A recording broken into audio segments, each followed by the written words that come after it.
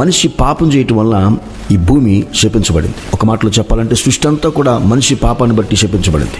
కాబట్టి ఇప్పుడు ఆ శాపమునికి లోనై మూలుగుతూ ఉందని. అయితే 1000 సంవత్సరాల పరిపాలనలో సాతాను బంధించబడటం వల్ల ఈ మనిషితో పాటు ఈ లోకం లేదా సర్వ సృష్టి శాపం నుంచి విముక్తి పొంది ఒక మహిమ కలిగిన స్వాతంత్రాన్ని అనుభవిస్తుంది.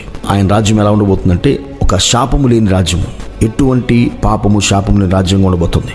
రోమిలకు రాసిన పత్రిక 8వ అధ్యాయం 19 నుంచి 22 వచనాలు మనం చదివినట్లయితే ఈ విషయం మనకు తెలుస్తుంది. అలాగే ఇప్పుడు ఎన్నో రోగాలు, ఎన్నో ఉద్యోగాలు లేని పరిస్థితులు, ఆకలి దప్పులు రకరకాలుగా లోకంలో మనం చూస్తూ ఉంటాం. అయితే ఆయన రాజ్యము ఎలా ఉండబోతుందంటే ఒక సమృద్ధి అయిన రాజ్యంగా, అన్ని కూడా విస్తారంగా లభించే రాజ్యంగా ఉండబోతుంది. క్షేమం అనుభవించే రాజ్యంగా ఉండబోతుంది.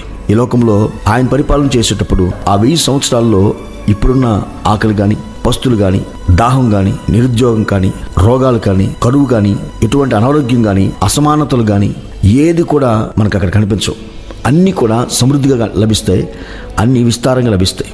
యెషయా గ్రంథం 33వ అధ్యాయము 24వ వచనము, యెషయా గ్రంథం 35వ అధ్యాయం మొత్తం మీరు చదవండి. తర్వాత ఒక మనుషుని యొక్క ఆయుష్ ఒక వృక్షం యొక్క ఆయుష్గా దీర్ఘాయుష్మంతులు అవుతారని వాక్యం సెలవిస్తూ ఉంది. యెషయా గ్రంథము 65వ అధ్యాయము 20 నుంచి 22 వచనాల వరకు మీరు చదివితే మనిషి యొక్క ఆయుష్ ఒక వృక్షానికి ఎంత ఆయుష్ ఉంటుందో అంత ఆయుష్ కలిగిన వారుగా ఉంటారని.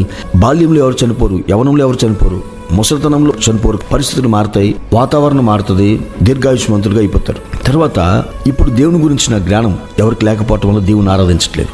అయితే యెషయా గ్రంథం 11:9, హబక్కుకు గ్రంథం 2వ అధ్యాయం 14 వచనం ప్రకారము యెహోవాను గూర్చిన జ్ఞానముతో ఈ భూమి అంతా నింపబడుతుంది.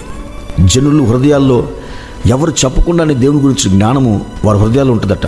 కాబట్టి లోకమంతా కూడా యేసుక్రీస్తుని ఆరాధిస్తారు, సేవిస్తారు, గణపరుస్తారు, మహిమపరుస్తారు.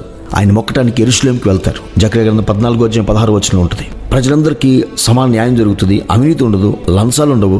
ఈ 1000 ఏండ్ల పరిపాలనలో నీవు నేను ఉండాలి. అలా ఉండాలంటే మనం మొదటి పునరుద్ధానంలో ఉండేవారిగా ఉండాలి. ఈ కృప మనకు కలుగును గాక.